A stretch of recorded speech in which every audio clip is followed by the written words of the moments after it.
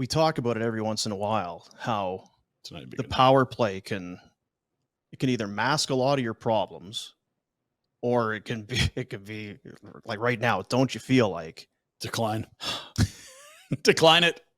They have the 25th ranked power play. And I don't, I look at the highlights, I look at game sheets and all that. Should they have the 25th overall power play? 19.4%, which would have been an okay number 10 years ago, but we got a lot of teams around 25% now.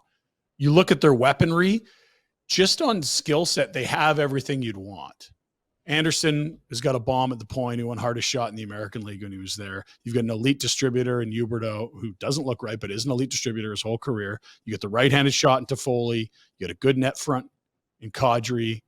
Like, what are you missing here? Those are all the ingredients you'd want for a good power play. I think they've had a tougher time on zone entries, but even when they're in there, it's not like, phew, now we're going to score. Isn't that almost what it comes down to, I think? Zone entries? Is half the time it's getting in there. Yeah. That's where do they miss Gaudreau? Of course they do. Maybe nowhere more than on the power play and getting the puck over the blue. People griped about that drop pass so much. Like, look, you don't have to like it. No, Just understand it works. No, I didn't. Like, Christ.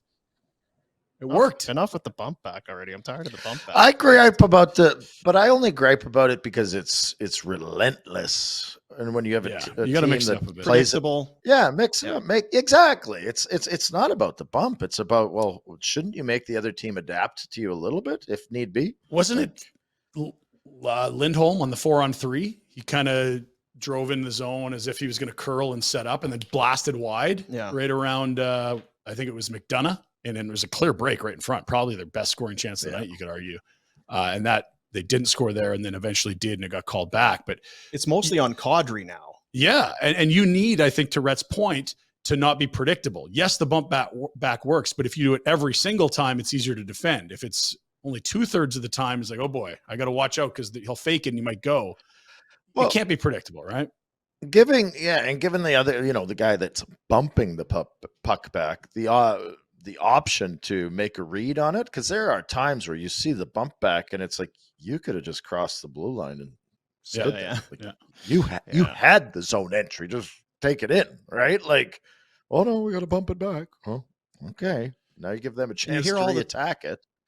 Yeah. Sorry, I was going to say, you hear all the time about, well, we didn't have time to practice. Well, we couldn't get practice. We're on the road. We know we're not going to be practicing. I often wonder about what the validity of that. I do wonder if there is merit for a power play that's struggling. If you could have some practice time, maybe you work on that. What are our options for entry? If they're loading up on this side, what do we do? What can we try and do specifically on the power play? Because it's still about hockey sense and reading how they're playing you, but it's a 5-on-4 in the zone. Mm-hmm. And you can, whether it's the pass below the goal line to the guy in the slot for a shot, or however you want to set it up. I wonder if that's one area that they I've do been miss on teams where it's practice time. I've been on teams where the power play is no good, and I wasn't practicing the power play, but the rest of the team was, and I don't know, the gist of what you're supposed to be doing, and you can practice it, and there's that, but a power play practice is so different, right? You're not shooting the puck when you should. Or if you've got killers out there, they know what you're doing on your team, so they cheat a little bit. Or they're trying to get out of the way, or or you're not trying to hit them with a shot, so you're not setting up the one-timer. Or if you are setting up the one-timer, it typically means that the rest of the penalty killers aren't out there, right? So it's kind of lame, and you're throwing it around. There's no one to. It's not effective anyway. So I think there's a reason to practice it, but it comes down to execution in a game. I think Mike Keenan famously said with that Rangers team that won the cup, like, we never practiced the power play and it was a ringer. And I feel like good power plays don't need to practice. I feel like practicing the power play is trying to get your confidence up because it sucks. I also heard Mike Keenan tell us, it might not have been true, but he did say that when Mike Keenan was here as the coach and the power play was struggling, and we were at the Dome every day watching practice in the morning. And it's like, about practicing, you should practice the power play. Do you guys think about, we practice the power play every day, and we don't, and it was complete bullshit because you don't. That's a lie.